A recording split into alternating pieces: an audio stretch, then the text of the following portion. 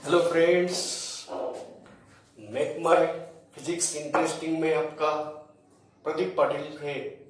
नमस्कार। अब हम कल के लेक्चर में गॉसेस थ्योरम के एप्लीकेशंस पढ़ा रहे थे। अभी तक हमने चार्ज्ड स्फीयर में बनाए हुए फील्ड का फॉर्मूलेस निकाले और उसके ऊपर के वेरियस डिफिकल्ट और सिंपल प्रॉब्लम्स हमने डिस्कस किए। उसी तरह सेकेंड एप्लीकेशन था चार्ज वाला सिलेंडर में बनाए हुए इलेक्ट्रिक फील्ड का इंटेंसिटी निकाला। स्फीयर हुआ, सिलेंडर हुआ, अब है चार्ज वाला शीट। कोई प्लेट, अगर पैरेलल प्लेट कंडेंसर जब बनाते हैं तब हमें प्लेट को चार्ज किया जाता है। तो प्लेट को चार्ज करने के बाद किस तरह का फील्ड वह प्लेट बनाती है जब हम उसको चार्ज देते हैं। जैसे ही हम एक प्लेट, पैरेलल प्लेट को चार्ज देंगे तो किस टाइप का डिस्ट्रीब्यूशन करेगी। अगर वह प्लेट थिन रहा तो किस तरह का फील्ड बनाता है। अगर वह प्लेट थिक रहा तो किस टाइप का फील्ड बनाता है। जो पतला सा प्लेट है तब क्या होता है, किसी को हम थीन बोलेंगे, किस प्लेट को हम थीन बोलेंगे, और शीट को कैसे हम चार्ज डिस्ट्रीब्यूशन मानेंगे। तो किस प्लेट को थीन बोला जाता है, जब भी कोई प्लेट के ऊपर हम चार्ज देंगे, अगर एक चार्ज दोनों तरफ अगर फील्ड बना रहा है, कुछ फील्ड इधर बनाता है, वही चार्ज, एक ही चार्ज जब दोनों तरफ फील्ड बनाएगा तब हम बोलेंगे वह चार्ज थीन शीट के ऊपर या थीन फिल्म के ऊपर या प्लेट के ऊपर बैठा है। और थिक प्लेट किसको बोलेंगे हम, अगर हमने जिस फिल्म के ऊपर, जिस प्लेट के ऊपर हम चार्ज दिए हैं और कुछ चार्जेस इस सरफेस की, इधर के सरफेस के ऊपर बैठे हैं और कुछ चार्जेस इधर के सरफेस पे बैठे हैं। इधर जो भी फील्ड बनाया है वह फील्ड इधर वाले चार्ज की वजह से है और इधर का फील्ड इधर वाले चार्ज की वजह से है। यानी कि इधर का फील्ड बनाने वाले चार्ज इस सरफेस के ऊपर है, इधर का फील्ड बनाने वाले चार्ज इस सरफेस के ऊपर है, तब हम बोलेंगे वह थिक प्लेट है। तो इसी तरह अब हमारा पहला क्वेश्चन ऐसा बनता है कि how does the electric field intensity produced due to the charge the sheet. तो हम जाएंगे आज electric field due to charge the sheet. तो electric field due to charge the sheet. Sheet जब बोला जाता है ना तब वो थिन ही होता है। थिक रहा तो हम सिर्फ प्लेट बोलेंगे या थिक प्लेट बोलेंगे, शीट बोले तो वो ऑलरेडी थिन हो गया। और उसका सेकेंड थिन प्लेट भी बोला जाता है। तो अगर हम चार्ज वाले थिन प्लेट का फील्ड पढ़ने जा रहे हैं, गॉस थ्योरम से हमें उसको इंटेंसिटी का एक्सप्रेशन निकालना है, तब हम क्या करेंगे। तो हम मान रहे एक शीट लिया, रेक्टेंगुलर शीट मान रहे हैं यहां पे हम, इसके ऊपर चार्जेस दिए हैं। जब हम चार्ज देते हैं, अगर पॉजिटिव चार्ज देना है तो उससे हम क्या, किसको निकालते हैं, इलेक्ट्रॉन को निकालते हैं। यह charges along the surface distribute हुए हैं। जब भी charge along the surface distribute होता है उस वक्त हम किसको यूज करते हैं, सरफेस चार्ज डेंसिटी को। क्या मतलब होता है सरफेस चार्ज डेंसिटी का, तो अगर ये एरिया पे क्यू चार्ज डिस्ट्रीब्यूट हुए हैं तो यूनिट एरिया पे कितने चार्ज डिस्ट्रीब्यूट होते हैं उसको हम बोलते हैं सरफेस चार्ज डिस्ट्रीब्यूशन और सरफेस चार्ज इंटेंसिटी। तो सरफेस चार्ज इंटेंसिटी को हम मानेंगे सिग्मा सिंबल दे रहे हैं, तो sigma equal to Q upon A. तो इस तरह से सिग्मा डेंसिटी से इसके ऊपर चार्ज बैठे हैं प्लस सिग्मा डेंसिटी है, चार्ज डेंसिटी है, सरफेस चार्ज डेंसिटी है। तो अब बताइए, ये वाला कोई भी एक चार्ज इधर भी फील्ड बनाएगा और पीछे भी फील्ड बनाएगा, दो तरफ फील्ड बना रहा है। क्यों? हम उसको शीट या थिन फील्ड प्लेट बोला है। तो चलिए बच्चों, अब हमारे पास क्वेश्चन ये है कि what is the field intensity at the point just outside the behind the charged sheet। तो हम मानेंगे कुछ ज्यादा दूर मत मानो, कुछ ही डिस्टेंस पे हमने P पॉइंट मान लिया और P पॉइंट का इंटेंसिटी निकालना है। और किसको याद करके निकालना है? गॉसेस थ्योरम को याद करके निकालना है। तो गॉसेस थ्योरम अप्लाई करने के लिए हमें क्लोज्ड एरिया चुनना होगा और जब भी हम क्लोज्ड एरिया चुनेंगे तब हम अप्लाई कर सकते हैं गॉसेस लॉ। तो चलिए बच्चों, क्लोज्ड एरिया कैसा मानेंगे? तो ऐसा क्लोज्ड एरिया मानना है कि जिन्होंने इसको इस पॉइंट P को इंक्लूड किया है, तो एरिया ds है, जिन्होंने around the point P, area ds हमने निकाला अराउंड द पॉइंट P जहां का इंटेंसिटी निकालना है। तो अब बताइए, इस एरिया ने कितने चार्ज को एनक्लोज किया है, इसको अगर निकालना है तो यहां से हमें परपेंडिकुलर ड्रॉ करना होगा और जितना एरिया ये ds है ना, उतना ही एरिया यहां हमें मिलेगा। इस क्लोज्ड एरिया को हम बोलेंगे सिलिंड्रिकल एरिया। तो इधर की तरफ और इधर की तरफ तो फ्लक्सेस या फील्ड नहीं जाने वाला है। चाहे हमने सिलिंड्रिकल एरिया माना है, मगर उसमें से कितने एरिया से फ्लक्सेस जाएंगे? सिर्फ एंड सिर्फ एरिया, इधर एरिया ds के जाएंगे। अब बताओ बच्चों, क्या इस एरिया ds ने इसके ऊपर बैठे हुए, इतने एरिया के ऊपर बैठे हुए चार्ज, ये भी एरिया ds ही आएगा ना? ये नजदीक है इसलिए जितना एरिया यहां लेंगे उतना ही यहां आएगा। देखिए ना, हम जब कोई स्टेज के ऊपर प्रोग्राम बना रहे हैं और उधर से लाइट फोकस आते हैं और हम स्टेज के ऊपर होते हैं, स्टेज के पिछले पर्दे पे हमारी इमेज आती है, शैडो आती है। जैसे ही हम लाइट के तरफ जाएंगे तब शैडो बड़ी बड़ी होती है। जब हम स्टेज की थीम की जगह बोले तो इसके नजदीक आ रहे हैं, तब जितने साइज का ये बॉडी है उतने साइज की शैडो दिखेगी। ये हम मान लें उसको कि प्रोजेक्शन है। देखो ना, आप हाथ यहाँ पे थोड़ी सी फेंट शैडो मिल रही है आपको, तो जितने नजदीक जाएंगे उतना यहाँ पे हमें शैडो मिलेगी। उसी तरह यहाँ एरिया ds मान लिया ना, तो इसका एरिया ds यहाँ मिलेगा, वह प्रोजेक्शन के जैसा है। तो जितने भी चार्ज एरिया ds में यहाँ आएंगे, हम बोलेंगे उसको कि ये चार्जेस इस एरिया ds ने एनक्लोज किए हैं, मगर पीछे के साइड से वो खुले हैं, सामने से हमने उसको एनक्लोज किए हुए मान रहे हैं। ये देखो, ऐसा एक फिल्म है, तो इधर भी फील्ड बना है, इधर भी फील्ड बना है, चार्ज तो वही है, एक चार्ज दो तरफ फील्ड बना रहा है। तो हम यहाँ एरिया ds मान लिया, तो उतने ही साइज का एरिया यहाँ प्रोजेक्शन मिल रहा है हमें। तो ये एरिया में कितने चार्ज बैठे हैं? क्या हम इसको एक तरफ से क्लोज किया है, मगर इधर से वो ओपन है, खुले हैं, तो इसीलिए इधर की तरफ से भी उसको क्लोज करना होगा, क्योंकि उस चार्ज को तो हर तरफ से क्लोज करना है। तो इसी तरह अब इधर और इधर ही फील्ड बना रहा है, इधर से क्लोज करने की कोई मतलब नहीं है, इधर से क्लोज किया तो कोई मतलब नहीं, क्योंकि इधर और इधर फील्ड नहीं जाता है, इसका इधर और इधर ही फील्ड जाता है। तो इस चार्ज इधर फील्ड बना तो इधर से क्लोज करो, इधर फील्ड बना तो इधर से क्लोज करो, इधर ds माना तो इधर भी ds मान लिया। तो बताइए कैसा गॉसियन एरिया कैसा हो गया? क्लोज्ड सिलेंडर का एरिया हो गया। तो ये अगर सामने वाली साइड बताते हैं तो ये पिछली वाली साइड बताएंगे। ये रहा एरिया ds। तो इधर से कितने एरिया ने उसको क्लोज किया है? ds ने, और पीछे से कितने एरिया ने? ds ने। तो कुल मिला के उसको एनक्लोज करने वाला एरिया कितना आया? 2 टाइम्स ds आया, है ना? तो अब गॉसियन एरिया कितना लेंगे हम? जिस एरिया ने चार्ज को एनक्लोज किया है उसको हम गॉसियन एरिया बोलते हैं। अब सिलेंडर का पूरा एरिया लेने की जरूरत नहीं है, क्योंकि इधर फील्ड नहीं जाएगा, इधर नहीं जाएगा, इधर नहीं जाएगा, इधर सिर्फ फील्ड पर नॉर्मल टू द सरफेस जा रहा है।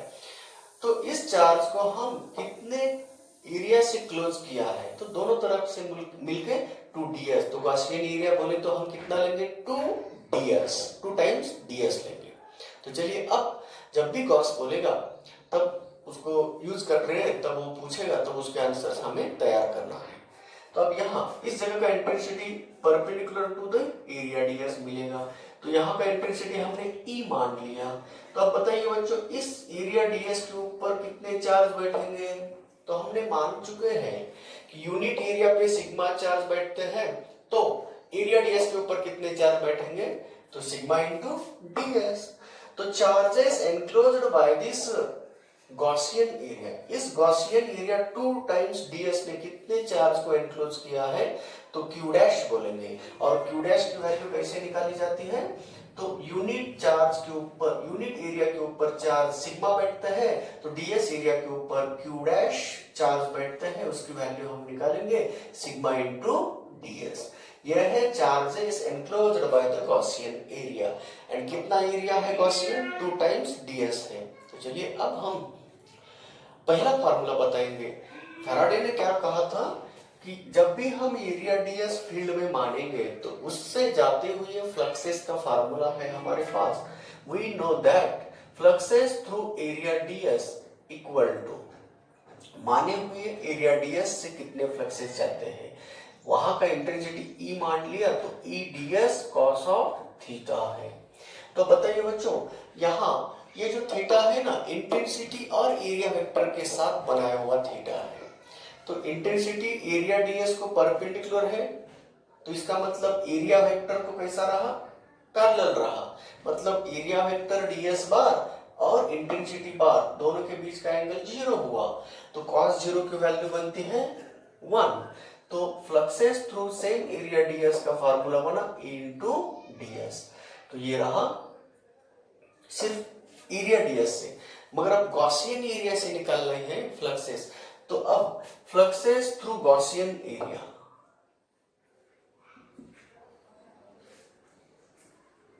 इक्वल टू कितने आएंगे, तो इधर ds है और इधर ds, गॉसियन एरिया कितना है 2 टाइम्स ds है, तो इसका इंटीग्रेशन ले रहे हैं, इसका मतलब इंटीग्रेशन ऑफ ds लिए तो कुल मिला के एरिया ही है कितना 2ds। तो अब इसका 2 टाइम्स E इंटू ds बोलेंगे।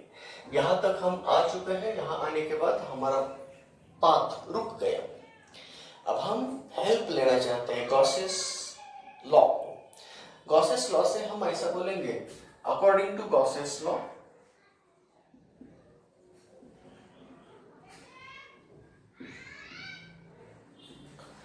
फ्लक्सेस थ्रू गॉसियन एरिया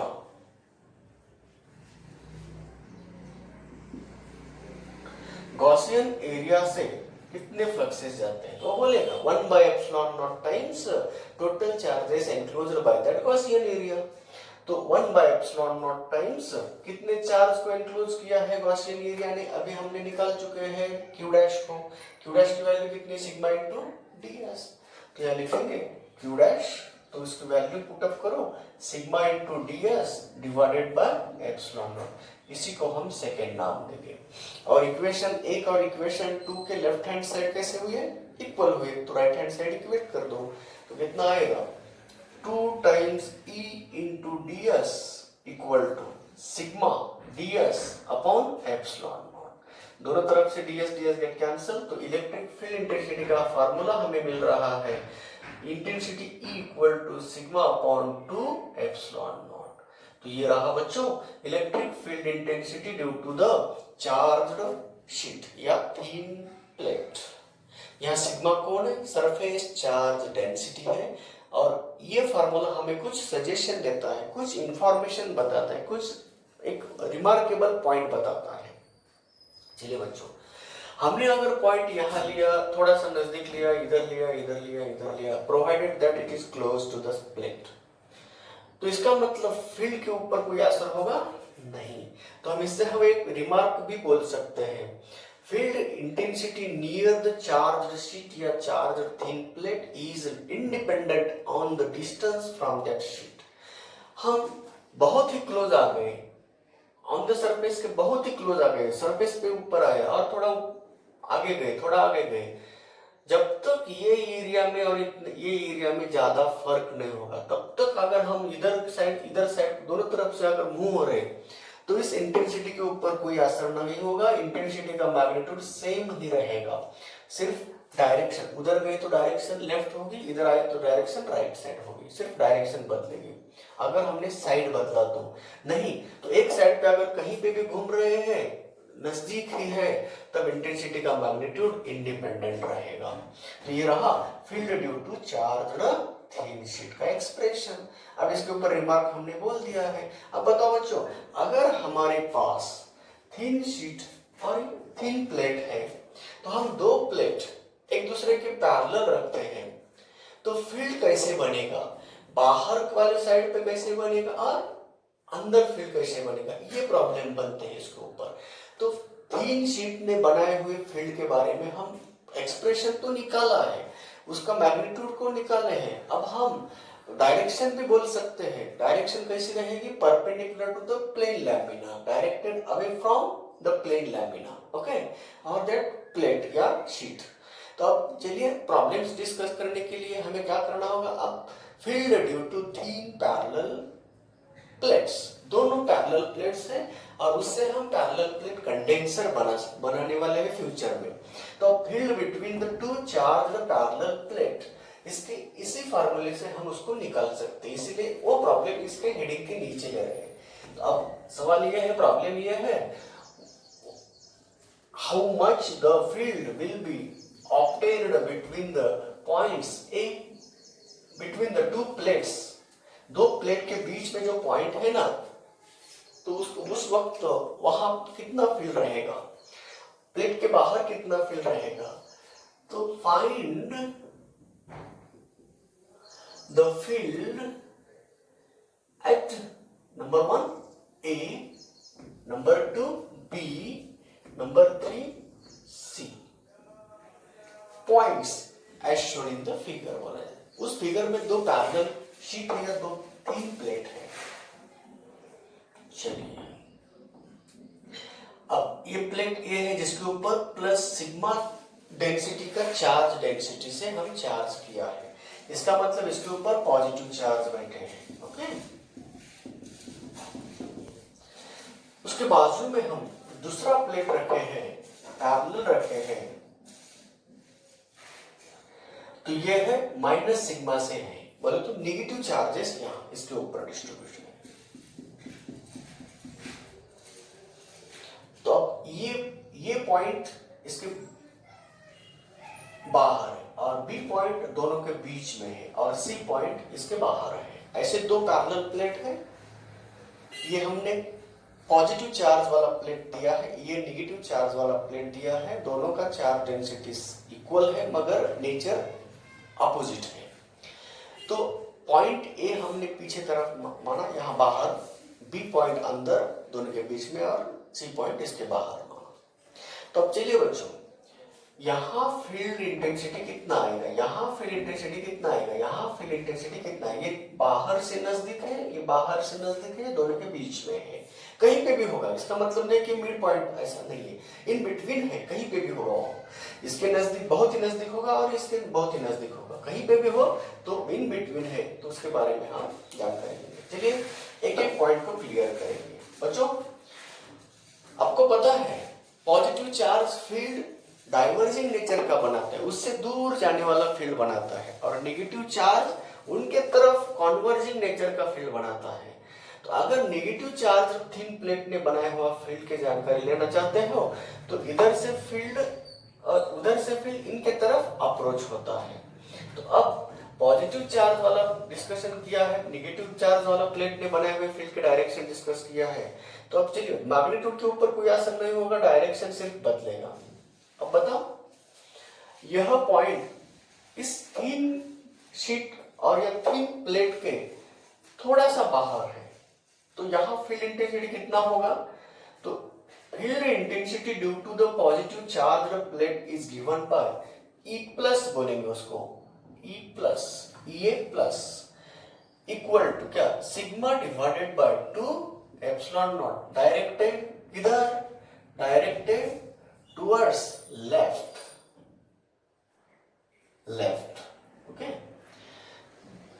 उसी तरह अब इसी पॉइंट पे इन्होंने बनाया हुआ फील्ड पढ़ना है, इतना ज्यादा डिस्टेंस नहीं है वो भी। तो इन्होंने बनाया हुआ फील्ड इंटेंसिटी, हमने बोला था फील्ड इंटेंसिटी का magnitude independent on the distance from the sheet या प्लेट, ऐसा बोला था। तो ये पॉइंट पे भी वह फील्ड किधर उतना ही बनाएगा, सिर्फ डायरेक्शन किधर रहेगी, डायरेक्टेड टुवर्ड्स राइट। तो field intensity at point A due to negative charge on plate is equal to how the magnitude same, 1 sigma by 2 epsilon naught. Direction कैसी है, डायरेक्टेड इधर, इसकी दिशा को नहीं बढ़ेगा, राइट।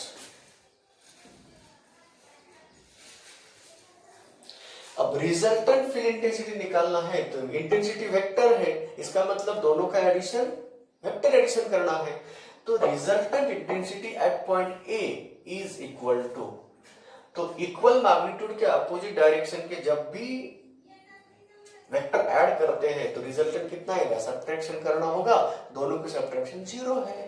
तो ये रहा field intensity at the point A के बारे में पहला क्वेश्चन पूरा हुआ।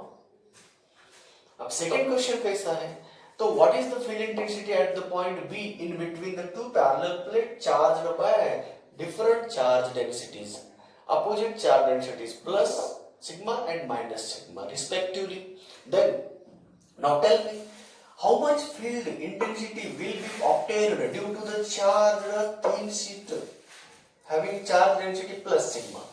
तो यह प्लेट, इस प्लेट ने यहाँ B पॉइंट पे बनाए हुए फील्ड इंटेंसिटी का एक्सप्रेशन कैसे निकालेंगे, तो sigma divide by 2 epsilon not, वही इंटेंसिटी मिलेगी क्योंकि यह इसके नजदीक है।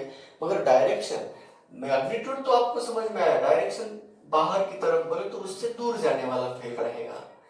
और उसी जगह पे इस नेगेटिव प्लेट ने बनाया हुआ फील्ड इंटेंसिटी का फार्मूला वही रहेगा, मगर डायरेक्शन कैसी रहेगी, उनके तरफ रहेगी। तो दोनों फील्ड इंटेंसिटी एक ही डायरेक्शन में है, दो वेक्टर जब एक ही दिशा में होते हैं तब रिजल्टेंट बनाने के लिए उनकी क्या करेंगे, हम डायरेक्टली एडिशन करते हैं और रिजल्टेंट उसी दिशा में होता है। तो चलिए अब यह बी पॉइंट का, ये पहला क्वेश्चन था, ये दूसरा क्वेश्चन। एट पॉइंट बी पे E B due to positive charge, intensity का मैग्नीट्यूड तो वही रहेगा, सिर्फ डायरेक्शन बताओ, डायरेक्टेड टुवर्ड्स राइट।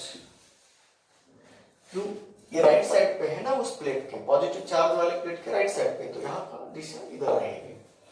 अब उसी जगह पे field intensity due to negative charge वाला प्लेट, तो नेगेटिव चार्ज वाला प्लेट ये है, उसके इधर वाले बाजू में है, तो नेगेटिव चार्ज की तरफ फील्ड जाता है। तो यहाँ मैग्नीट्यूड तो उतना ही है, सिर्फ डायरेक्शन कंफर्म करना है। डायरेक्शन, ये भी दिशा किधर है, डायरेक्टेड राइट, राइट तरफ है। ये डाइवर्जिंग है, ये बोले तो दूर जा रहा है, ये नजदीक जाने वाला, दोनों एक ही दिशा में जा रहे हैं, तो दोनों की क्या होगी, एडिशन होगी। तो field intensity at the point B equal to, दोनों को ऐड कर दो तो कितना आएगा, ये हाफ हाफ कैंसिल हो जाएगा, तो सिग्मा अपॉन एप्सिलॉन नॉट। तो देखिए बच्चों, जब भी हम याद करेंगे फील्ड इंटेंसिटी दो प्लेट के बीच में कितनी होती है, तो दो तीन प्लेट के बीच में फील्ड इंटेंसिटी होती है सिग्मा अपॉन एप्सिलॉन नॉट होती है। तो ये रहा field intensity due to charge the two plate, parallel plate. तो ये दिशा कैसी रहेगी, डायरेक्टेड टुवर्ड्स राइट। यहाँ का जीरो इंटेंसिटी मिला, यहाँ का फील्ड इंटेंसिटी, मतलब इन दोनों के बीच में जितने भी हम पॉइंट मानेंगे, सभी के सभी पॉइंट के जगह पे इंटेंसिटी का मैग्नीट्यूड सेम रहेगा और डायरेक्शन हमेशा पॉजिटिव प्लेट से निकलेगी, नेगेटिव प्लेट पे खत्म होगी। इसका मतलब किस टाइप का फील्ड बना रहा है यहाँ पे, जिस फील्ड में हर पॉइंट का इंटेंसिटी का डायरेक्शन और मैग्नीट्यूड इक्वल होता है, तब इस फील्ड को हम बोलेंगे यूनिफॉर्म फील्ड बनता है। तो दो पैरेलल थिन प्लेट के बीच में अगर वह दोनों प्लेट, एक पॉजिटिव चार्ज वाला है दूसरा नेगेटिव चार्ज वाला है, तब इन दोनों दोनों प्लेट के बीच में ये फील्ड यूनिफॉर्म फील्ड बनता है, जिसकी फील्ड इंटेंसिटी हो इतनी और डायरेक्शन हमेशा पॉजिटिव प्लेट से निकल के नेगेटिव प्लेट पे खत्म होती है। तो ये रहा सेकेंड पॉइंट का आंसर, सेकेंड क्वेश्चन का आंसर। अब थर्ड क्वेश्चन का आंसर सिमिलरली वी गेट 0। कैसे? अब देखो ना, यहां मैं थर्ड यहीं पे बनाता हूं। Intensity at the point C due to positive charges. अब ये पॉजिटिव चार्ज के नजदीक सी पॉइंट है तो बाहर की तरफ बताएगा, तो इंटेंसिटी का मैग्नीट्यूड तो वही है क्योंकि तीन प्लेट है ना, तो तीन प्लेट ने बनाया हुआ इंटेंसिटी का फॉर्मूला क्या है? Sigma upon 2 epsilon naught directed. अब यहां राइट होगा, राइट साइड पे डायरेक्शन दे रही है ना। अब इसी पॉइंट पे, इसी सी पॉइंट पे नेगेटिव चार्जेस ने बनाया हुआ फील्ड अगर पढ़ना है तो मैग्नीट्यूड तो वही है, सिर्फ दिशा कंफर्म करो। तो नेगेटिव चार्ज वाला प्लेट इधर की तरफ फील्ड बनाएगा ना, उनके तरफ, तो बताइए इसकी दिशा कैसी होगी? लेफ्ट तरफ होगी। तो दो इक्वल मैग्नीट्यूड के वेक्टर है, एक ही पॉइंट पे अप्रोच हो रहे और दोनों की दिशा डिफरेंट अपोजिट है, इसका मतलब resultant field intensity at the point C 0 है। तो अब हम जान चुके हैं कि दो पैरेलल प्लेट अगर एक के ऊपर प्लस चार्ज डेंसिटी है, दूसरे के ऊपर माइनस चार्ज की डेंसिटी है, तब दोनों के बीच का फील्ड इंटेंसिटी यूनिफॉर्म होता है और दोनों के बाहर फील्ड कैसे होता है? 0 होता है। इसको हम बोलेंगे शील्डिंग। शील्ड कर रहे, बाहर वाला फील्ड इंटेंसिटी 0 कर रहे और अंदर ही सिर्फ फील्ड इंटेंसिटी बना रहे। तो ये बच्चों, ये रहा electric field due to charge sheet और उसके ऊपर पूछे गए प्रॉब्लम्स के बारे में। अब थोड़ा सा थ्योरेटिकल बोलेंगे। अगर ये थिन प्लेट में पॉजिटिव चार्ज डेंसिटी से भरा हुआ है, ये भी पॉजिटिव चार्ज डेंसिटी से भरा होगा, तो आप बोल सकते हैं, थ्योरेटिकली हम डिस्कस कर सकते हैं। अब बताओ बच्चों, ये पॉइंट पे फील्ड इंटेंसिटी कैसा रहेगा, बी पॉइंट पे फील्ड इंटेंसिटी कैसा रहेगा और सी पॉइंट पे फील्ड इंटेंसिटी कैसा रहेगा? तो ए पॉइंट दोनों के लेफ्ट तरफ है ना, ये देखो ये लेफ्ट साइड है ना। तो आप बताइए इस प्लेट पी ने बनाया हुआ फील्ड इंटेंसिटी दूर की तरफ होता है, इनके तरफ होता है, मैग्नीट्यूड तो वही रहेगा, मैग्नीट्यूड तो वही रहेगा। सिग्मा चार्ज डेंसिटी है तो ये पॉइंट पे फील्ड इंटेंसिटी कितनी रहेगी बोले तो हम बोलेंगे सिग्मा अपॉन 2 एप्सिलॉन नॉट रहेगी। दिशा directed away from the this plate. उसी तरह इनके ऊपर भी पॉजिटिव चार्ज है तो ये भी यहाँ फील्ड बनाएंगे उतना ही, क्योंकि तीन शीट है, तीन प्लेट है। हमने बोला डिस्टेंस के ऊपर डिपेंड नहीं, दोनों एक दूसरे के नजदीक है, ये भी पॉइंट कुछ ज्यादा लंबा नहीं है, नजदीक ही है। तो अब बताइए इन्होंने बनाया हुआ फील्ड यहाँ का फील्ड इंटेंसिटी का मैग्नीट्यूड वही रहेगा, सिर्फ दिशा कंफर्म करो। ये भी पॉजिटिव है, ये भी फील्ड इधर बनाएगा, तो दोनों का फील्ड की डायरेक्शन सेम है। इसका मतलब रिजल्टेंट फील्ड इंटेंसिटी कैसा रहेगा? तो resultant field intensity at the point A निकालने के लिए दोनों की एडिशन करना होगा। तो दोनों की जब एडिशन करते हैं ना, तब कितना फील्ड मिलता है? सिग्मा अपॉन एप्सिलॉन नॉट, मगर डायरेक्शन टुवर्ड्स लेफ्ट, लेफ्ट की तरफ फील्ड मिल रहा है इतने मैग्नीट्यूड का। ये होगा ए पॉइंट का। सिर्फ चार्जेस का नेचर बदलने के बाद दोनों प्लेट को सिमिलर चार्ज डेंसिटी से, सेम चार्ज डेंसिटी से, पॉजिटिव पॉजिटिव या नेगेटिव चार्ज डेंसिटी से अगर डिस्ट्रीब्यूट किए बोले तो चार्ज किए, तो लाइक चार्जेस से हमने अगर दो पैरेलल प्लेट को अगर हमने चार्ज किया तो फील्ड इसी तरह का मिलता है। अब अगर ये दोनों भी पॉजिटिव वाले हैं तो यहाँ का फील्ड इंटेंसिटी इतना हुआ, डायरेक्शन टुवर्ड्स लेफ्ट। अब बताइए बी पॉइंट पे क्या होगा? अब बी पॉइंट पे होगा क्या, जितना फील्ड इंटेंसिटी ये बना रहा है इधर वाले साइड में, उतना ही फील्ड इंटेंसिटी ये बनाएगा इस साइड में। तो दोनों फील्ड इंटेंसिटी का मैग्नीट्यूड सेम है और डायरेक्शन अपोजिट है, तो इंटेंसिटी का रिजल्टेंट इंटेंसिटी का फार्मूला क्या होगा और आंसर क्या आएगा? 0। तो field intensity at the point B is 0. तो field intensity at the point B is 0. Why? Because two equal and opposite intensities are obtained by due to the two charges respectively. Then at point C बताओ, at point C ये C वाला point दोनों के right side पे है और दोनों के राइट साइड पे तो इनो भी बनाएगा उतना ही फील्ड राइट साइड पे। इनो भी बनाएगा उतना ही फील्ड राइट साइड पे, दोनों की एडिशन होकर कितना मिलेगा, सेम, दोनों का ऐड किया तो ये वाला फील्ड, मगर दिशा किधर है, टुवर्ड्स राइट। तो इसीलिए electric field intensity at the point C का फार्मूला आया सिग्मा अपॉन एप्सिलॉन नॉट और डायरेक्शन रहा राइट साइड पे। तो चलिए बच्चों, फील्ड किस टाइप का बनता है, electric field due to charge sheet, thin sheet और उनके कुछ न्यूमेरिकल्स हम डील कर रहे हैं। तो कैसे फील्ड बनाते हैं और कहाँ यूनिफॉर्म फील्ड बनता है और कहाँ नहीं बनता है। तो चलिए, तो जब अलग अलग चार्ज डेंसिटी से, अपोजिट चार्ज डेंसिटी से अगर चार्ज प्लेट पूछा तो उसका रिजल्ट आएगा यूनिफॉर्म। अगर सिमिलर चार्ज से दो प्लेट को हम क्या किए, चार्ज किए, तो इनके अंदर बीच वाले फील्ड इंटेंसिटी 0 बनती है। तो ये रहा बच्चों इलेक्ट्रिक फील्ड टू चार्ज। अब थिन प्लेट का हम डिस्कशन किए, अब सॉल्व करेंगे थिक प्लेट हो तो कैसा होगा। तो field intensity due to charge thick plate,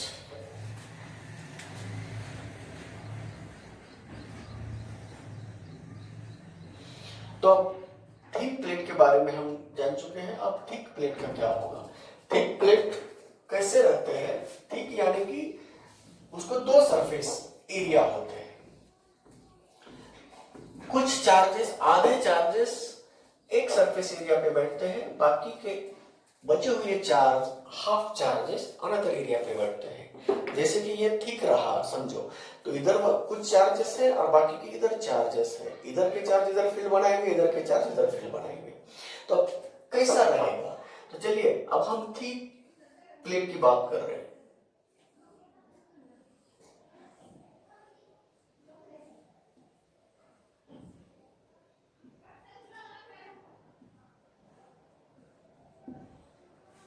तो ये फ्रंट साइड का सरफेस है, पिछला सरफेस ये है। अब इसके ऊपर पॉजिटिव चार्ज दिया है, ठीक है, ये पॉजिटिव चार्ज वाला है प्लस सिग्मा, और इधर पॉजिटिव चार्ज आएंगे, ये पिछले सरफेस पे भी पॉजिटिव चार्ज। अब हम पॉइंट भी हम उसके नजदीक लिया, पी पॉइंट।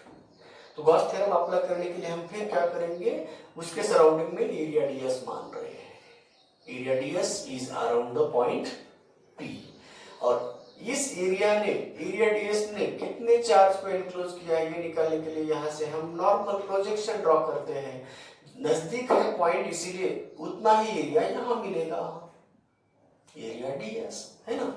अब बताओ, इस जगह का intensity normal to the plate रहता है, इसलिए ये हमेशा आउटवर्ड डायरेक्शन में है इसका, और एरिया नॉर्मल है, इसका मतलब एरिया वेक्टर भी उसके साथ आ गया, तो दोनों के बीच का एंगल कितना हुआ, 0 हुआ। तो according to Michael Faraday's fluxes through area DS का फार्मूला बन गया E into ds cos theta, और यहाँ थीटा 0 है इसीलिए cos 0 होता है 1। तो यहाँ तक हम आ चुके हैं। अब बताओ बच्चों, यही ds गॉसियन बन गया क्या नहीं, यस बिल्कुल बन गया। इधर से एरिया डीएस निकालने की जरूरत है क्या, नहीं, क्यों, इधर से तो दूसरे चार्जेस हैं, इधर से वो ऑलरेडी एनक्लोज हुआ है, अब एक तरफ से हमने उसको एनक्लोज किया। तो इस एरिया ने, गॉसियन एरिया ने कितने चार्ज एनक्लोज किए हैं, तो जब हम charge distribution, surface charge distribution है, सुपरफिशियल चार्ज डिस्ट्रीब्यूशन है, तब क्या करेंगे, तब सिग्मा चार्ज अगर यूनिट एरिया पे है तो गिवन एरिया डीएस ने एनक्लोज किए हुए चार्ज कितने रहेंगे, तो क्यू डैश इक्वल टू कितना आएगा, सिग्मा इनटू डीएस। तो इतने चार्ज बैठे हैं इस एरिया के ऊपर, तो इन्होंने एनक्लोज किए हुए चार्ज अगर निकालना है तो उसी चार्ज को हम कंसीडर लेंगे। तो इंफॉर्मेशन तो बन गया, गॉस थ्योरम को हम कॉल करेंगे, उसको यूज करेंगे अकॉर्डिंग टू गॉसियस लॉ फ्लक्सेस। तो अब यही खुद गॉसियन एरिया बन गया ना, तो हम इसको हम ऐसा लिख सकते हैं ना, गॉसियन एरिया, गॉसियन एरिया के थ्रू जाने वाले फ्लक्सेस वही आए। तो अब यहाँ गॉसियन एरिया के जाने वाले फ्लक्सेस कितना लिखेंगे, sigma into 1 upon epsilon naught, कौन कौन बोल रहा, गॉस थ्योरम। तो fluxes through Gaussian area equal to 1 upon epsilon naught into total charges enclosed by that area, कितने चार्ज, क्यू डैश, तो क्यू डैश की वैल्यू सब्स्टिट्यूट कर दो, 1 upon epsilon naught into sigma into DS. अब बताओ, ये left hand side same है तो राइट हैंड साइड इक्वेट कर दो, दोनों को इक्वेट किए तो डीएस डीएस कैंसिल हो जाएगा। तो field intensity due to thick plate आ रहा है सिग्मा अपॉन एप्सिलॉन नॉट। वहां पे हाफ आया था, यहाँ पे हाफ नहीं आएगा। तो यहाँ अलग अलग चार्जेस अलग फील्ड बना रहे हैं। तो ये रहा बच्चों field intensity due to the charge thick sheet. तो इसकी दिशा बोलेंगे तो direction perpendicular to the plane of the sheet. Plate को परपेंडिकुलर होता है। अब बताओ, अगर ऐसे थिक प्लेट लिया हमने, जानबूझ के हमने लिया हो, और उसके बीच में अगर फील्ड कैसा होता है वो अगर जानकारी लेना है, तो सेम एज प्रीवियस प्रॉब्लम में हमने डिस्कस किया वही प्रॉब्लम पूछ सकते हैं। मगर हमेशा पैरेलल प्लेट बनने के लिए कोई थिक प्लेट बनाता नहीं है, थिन प्लेट बनाता है। तो थिन प्लेट से पैरेलल प्लेट कंडेंसर बनता है। दोनों प्लेट के बीच में फील्ड जितना बनता है उतना थिक प्लेट एक साइड पे बना रही है। तो इसीलिए थिक प्लेट ने बनाया हुआ फील्ड इंटेंसिटी के बारे में जानकारी लेना है तो ये फार्मूला यूज करो। तो यहाँ इंटेंसिटी का मैग्नीट्यूड बोल दिया और डायरेक्शन हमेशा normal to the surface area होता है। चलिए बच्चों, अब लास्ट एप्लीकेशन बचा हुआ है, वर्सटाइल एप्लीकेशन बोलते हैं उसको। वर्सटाइल एप्लीकेशन क्यों कहते हैं? क्योंकि कोई भी शेप का चार्ज बॉडी रहा, तो चार्जर बॉडी कोई भी शेप का रहा, चार्जर कंडक्टर अगर कोई भी शेप का रहा, तो उन्होंने बनाया हुआ फील्ड इंटेंसिटी का फार्मूला हम जनरलाइज कर रहे हैं, तो उसको हम निकालेंगे और वहां हम रुक सकते हैं।